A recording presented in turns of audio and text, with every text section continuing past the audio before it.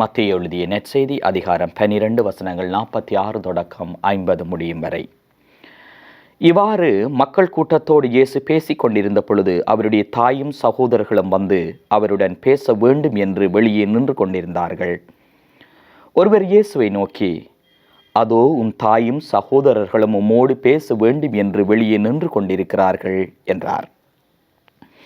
அவர் இதை தம்மிடம் கூறியவரை பார்த்து, என் தாய் யார், என் சகோதரர்கள் யார் என்று கேட்டார். பின் தம் சீடர்கள் பக்கம் கையை நீட்டி, என் தாயும் சகோதரர்களும் இவர்களே, விண்ணகத்தில் உள்ள என் தந்தையின் திருவுளத்தை நிறைவேற்றுபவரே என் சகோதரரும் சகோதரியும் தாயுமாவார் என்றார். இயேசுவில் பிரியமான சகோதர சகோதரிகளே, இயேசு ஆண்டவருடைய பதில் இங்கே எழுந்தமானமாய் பார்க்கிற பொழுது தம்முடைய தாயை அவர் மதிக்கவில்லை என்ற ஒரு நிலை தோன்றலாம். ஆனால் மாறாக இயேசு தம்முடைய தாயை மெச்சுகின்றார், போற்றுகின்றார், பெருமைப்படுத்துகிறார். காரணம் பாருங்கள், இயேசு ஆண்டவருடைய வாழ்வோடு கலந்த தாய். தாயினுடைய அன்பை, பாசத்தை, அந்த தாயினுடைய வாழ்வை, ஒழுக்கத்தை, பக்தியை, விசுவாசத்தை, மறை அறிவை, ஞானத்தை பெற்றுக்கொண்ட ஆண்டவர் இயேசு கிறிஸ்து இன்று மக்களுக்கு போதித்து கொண்டிருக்கிறார். இந்த சூழ்நிலையில் அவரும் அவருடைய சகோதரர்களும் வந்து அவரை பார்க்க வேண்டும் என்று நின்ற பொழுது ஆண்டவர் பார்த்து சொல்லுகிறார், தம்முடைய சீடர்கள் பக்கம் கையை காட்டி நீட்டி சொல்லுகிறார், இவர்களே என் தாயும் என் சகோதரரும் சகோதரிகளும் என்றார். இதனுடைய அர்த்தம் என்னவென்றால், ஆண்டவர் மீண்டும் வார்த்தை சொல்லுகிறது, விண்ணகத்தில் உள்ள என் தந்தையின் திருவுளத்தை நிறைவேற்றுகிறவர்களே.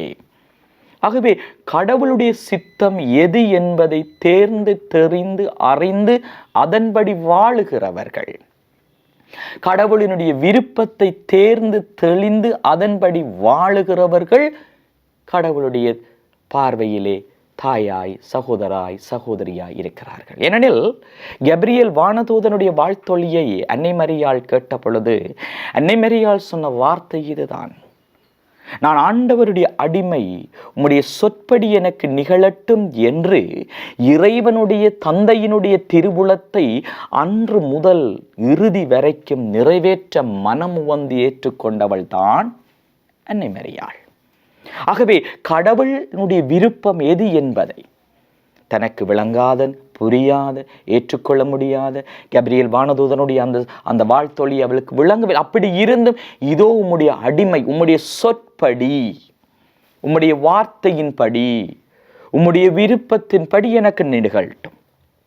அதுதான் அன்னை மரியாளை இன்று நாங்கள் உயர்த்துவதற்கு காரணமாய் அமைகிறது.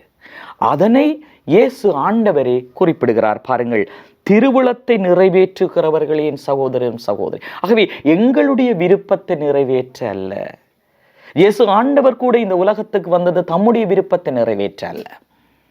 தந்தையாம் கடவுளுடைய திருவுளத்தை நிறைவேற்றுவது என்னுடைய உணவு, என்னுடைய பணி, அதற்காகவே நான் வந்தேன் என்று ஆண்டவர் குறிப்பிடுகின்றார்.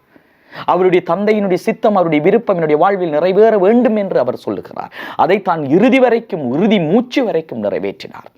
ஆகவே தான் பிரியமான சகோதர சகோதரிகளே, எங்களுடைய வாழ்க்கையிலும் பல தடவைகளில் நாங்கள் எங்களுடைய விருப்பத்தை, எங்களுடைய ஆசையை, எங்களுடைய எண்ணங்களை நாங்கள் நிறைவேற்றுகிற பொழுது எங்களுடைய வாழ்க்கையிலே பல்வேறுபட்ட நிலைகளில் நாங்கள் துன்பங்களை நாங்கள் சந்திக்கிறோம். ஆனால் கடவுள் என்ன விரும்புகிறார், கடவுள் என்னுடைய வாழ்க்கையில் எதை சொல்லுகிறார், கடவுள் எதை விரும்பி என்னுடைய வாழ்க்கையிலே செய்ய வேண்டும் என்று ஆசைப்படுகிறார் என்பதை நாங்கள் பரிசுத்த ஆவியினுடைய வல்லமையினால் தேர்ந்து தெளிய வேண்டும். பிரியமானவர்களே, அந்த தேர்ந்து தெளிதல் என்பதுதான் எங்களுக்கு இந்த நாட்களிலே அவசியமாகிறது. ஏனென்றால் சில வேளைகளில் நாங்கள் சிந்திப்பது மனிதருடைய பார்வையில். வேதம் சொல்லுகிறது, நீங்கள் கடவுளை பார்வையில் சிந்திக்காமல் மனிதர்களுடைய பார்வையில் சிந்திக்கிறீர்கள் என்று. ஆகவே நாங்கள் மனிதர்களுடைய பார்வையில் சிந்திக்காமல், கடவுள் என்னுடைய வாழ்க்கைக்கு, கடவுள் என்னுடைய பிள்ளைக்கு, கடவுள் என்னுடைய வாழ்வுக்கு, கடவுள் என்னுடைய தொழிலுக்கு, கடவுள் என்னுடைய கல்விக்கு, கடவுள் என்னுடைய குடும்பத்துக்கு எதை தீர்மானித்திருக்கிறார் என்பதை தேர்ந்து தெளிய வேண்டும். அதற்காக மன்றாடுவோமாக. வல்லமை இரக்கம் நிறைந்த ஆண்டவரே, உம்முடைய வார்த்தைகளுக்காக நன்றி சொல்லுகிறோம். நீர் எங்களுடைய வாழ்க்கையில் ஆட்டி வருகிற நன்மைகளுக்காக நன்றி சொல்லுகிறோம். பல தடவைகளில் எங்களுடைய சிந்தனைகள், எங்களுடைய விருப்பங்கள், எங்களுடைய ஆசைகள் நிறைவேற வேண்டும் என்று நாங்கள் விரும்பி நிற்கிறோம். ஆனால் உம்முடைய சித்தம் என்ன, உம்முடைய விருப்பம் என்ன, அதனை நாங்கள் தேர்ந்து தெளிந்து அவற்றின் அடிப்படை எங்கள் வாழ்வை மாற்றிக்கொள்ள எங்களுக்கு அருள் தாரும். ஆமேன்.